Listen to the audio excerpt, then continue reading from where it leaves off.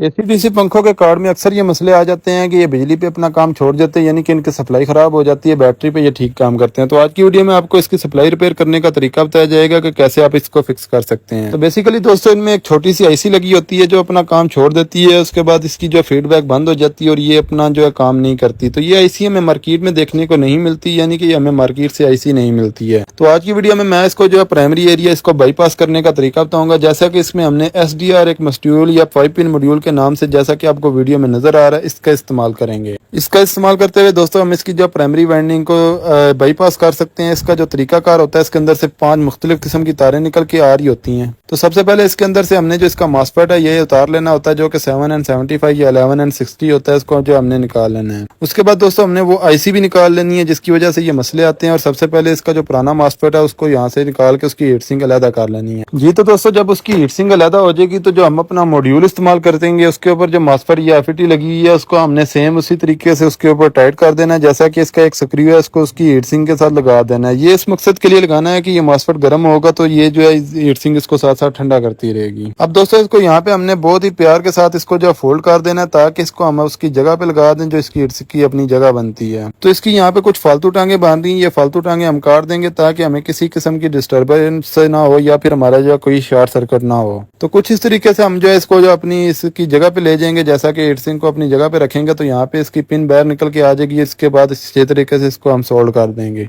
अब दोस्तों कनेक्शन की तरफ आ जाते हैं तो 5 तारें आपको मुख्तलिफ तरह की नजर आ रही होंगी। इसमें ग्रीन और ब्लैक जो है हमने मेन कैपेसिटर के ऊपर लगानी होती है, जो कि इसका मेन कैपेसिटर होता है जहाँ पे 320 वोल्ट आ रहे होते हैं। तो ब्लैक जो है हमारा नेगेटिव पॉइंट होता है और इसी तरीके से ग्रीन जो है हमारा पॉजिटिव पॉइंट होता है। पोलैरिटी का खास ख्याल करते हुए हमने 2 तारें इधर लगा देनी है, तो ये हमारे जो है 2 तारों के कनेक्शन कंप्लीट हो जाएंगे, 3 तारें हमारे पास बाकी रह जाएंगी। अब उसके बाद हमारे पास एक रेड वायर आती है, यहाँ पे एक छोटा सा कैपेसिटर नजर आता है, यहाँ पे इसके पॉजिटिव पॉइंट पे हमने जो है यहाँ पे रेड तार लगा देनी है। ये हमारे प्राइमरी एरिया में ही ये कैपेसिटर लगा होता है, तो यहाँ पे जो हमने इसके पॉजिटिव पॉइंट पे यहाँ पे ख्याल करते हुए यहाँ पे रेड वायर लगा देनी है। उसके बाद दोस्तों हमने पीली तार जो का इस्तेमाल करना। अब जो पीली तार होती है जो पुराना यहाँ पे मॉसफेट लगा होता है उसके ड्रेन पॉइंट पे लगानी होती है, यानी कि सेंटर पॉइंट पे यहाँ पे हमने लगानी होती है। इसके लिए यहाँ पे हमने अच्छे तरीके से उसकी सोल्डरिंग कर लेनी है, ये हमने जो है हरगिज गलती नहीं करनी है।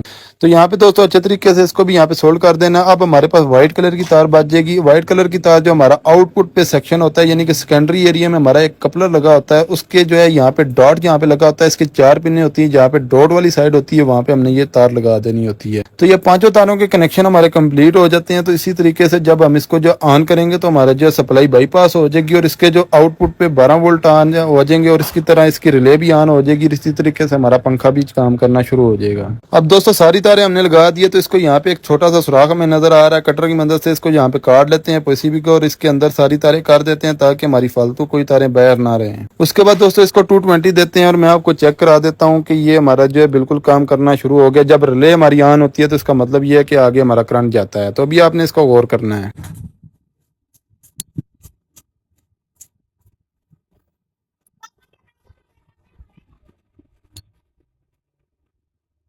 जी तो दोस्तों अभी आपके सामने इसकी बीप की आवाज़ भी आई है और रिले आने की आवाज़ भी आई है। तो इस तरीके से हमारा जो स्कार्ड बिल्कुल ओके हो चुका है। तो उम्मीद करता हूँ आपको ये जुगाड़ पसंद आया होगा, ये टेक्निक आपको पसंद आई होगी। कुछ इस तरीके से हम इसको बाईपास कर सकते हैं और मज़े की बात ये होती है कि इसमें प्रोटेक्शन भी होती है, यानी कि ये ओवर हीट प्रोटेक्शन भी होती है, इसमें ओवर शॉर्ट सर्किट प्रोटेक्शन भी होती है। इस तरह की मज़ीद टेक्निकल वीडियोज़ के लिए आप मेरे चैनल को फॉलो कर लीजिएगा। मिलते हैं इंशाल्लाह नेक्स्ट वीडियो में। अपना बहुत सारा ख्याल रखिएगा, दुआ में रखिएगा। अल्लाह हाफिज़, जज़ाकल्लाह।